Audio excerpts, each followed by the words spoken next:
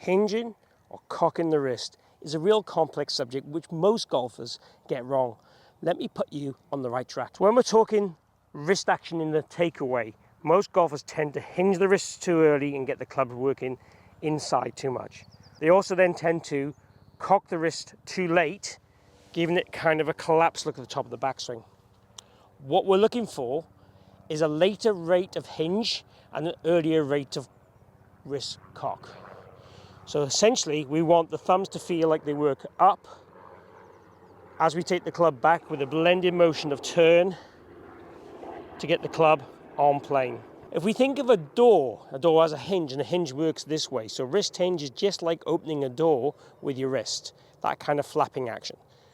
What happens in the golf swing is we want the wrist hinge to be very little in the initial part of the swing, and then we want it to hinge a little bit at the top of the swing, hinge a little bit more as we start down.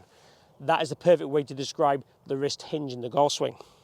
In terms of the wrist cock or the radial movement, what we're looking to do is get the thumbs working what we would class as up in a kind of diagonal direction, and then as we turn and keep connection with our arms, that gets the club onto what we class as plane.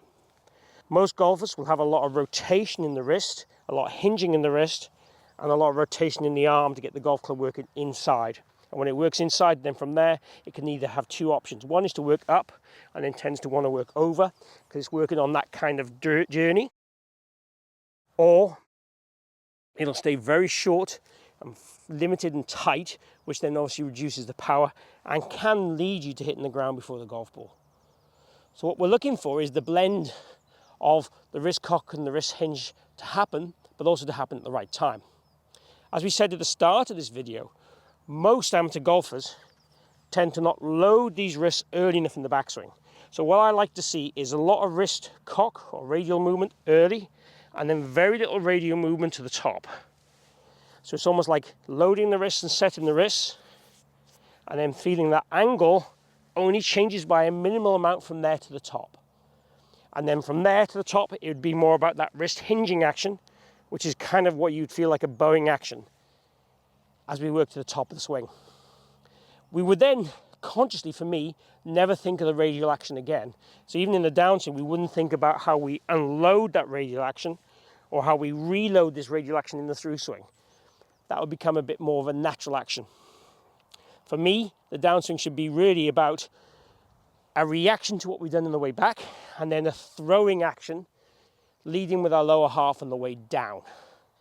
So this video is really all about, can we load the wrist the right way?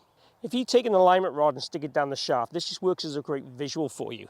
So in the takeaway, if we're going to do this correctly, this will work down our lead leg, and then ideally I'd want it to point down to the ground when the left arm is parallel to the ground, pointing somewhere along the ball to target line.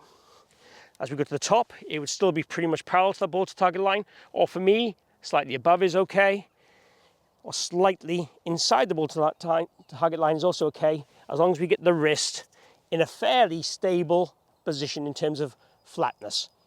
So slight cupping with the wrist is absolutely fine. Tour average would be about 10 degrees of cupping. Someone like Dustin Johnson would be minus 40 at the top. So for me, if we work somewhere around about 10 to minus 10, that gives you a good spectrum of what most of the elite golfers do. Now you could have a greater degree of cup at the top and a greater degree of flexion on the way down. That will also work and serve well to hit great golf shots. So individual patterns are absolutely fine. The common things we would see is loading it early. So when we get to this club to about this position here, this butt of the club with most tour players will be pointing slightly towards the ground. I want you to encourage it to be, as vertical as you can, purely because most amateur golfers I will see be underset in this position compared to elite ball strikers. So load it early, feel like the angle doesn't change, but as we get to the top, just flatten that wrist a little bit and let it go naturally on the way down. Now you can hit golf balls with this, but it is very awkward. So let me share with you a very simple way of doing this instead. So if you just take a simple tee, stick it in the end of the club, we can still use this as a visual, but without interfering with our golf swing. So the same things, try and point the tee to the ground, on that ball to target line and keep it pointing what you class as away from you at the top to ensure that those wrists don't collapse anymore. So as we go to the top of the swing, it's kind of pointing sort of down to the ground but away from you. That gets the right kind of wrist action. I quite often call this the umbrella move. So at the top of the swing, if I had a brolly in my hand, I want to make sure the brolly's over my head. If my wrists are like this, the brolly now would be to the side of me, so I would be getting wet in that analogy. So we want to keep it what I would see as low dirty, stable, slight flexion of the wrist, and then just natural on the way down. So with a T-peg in now, end of a club, just practice that initial kind of loading of those wrists, and then we're going to try and hit a golf shot, feeling that we load those wrists nice and early.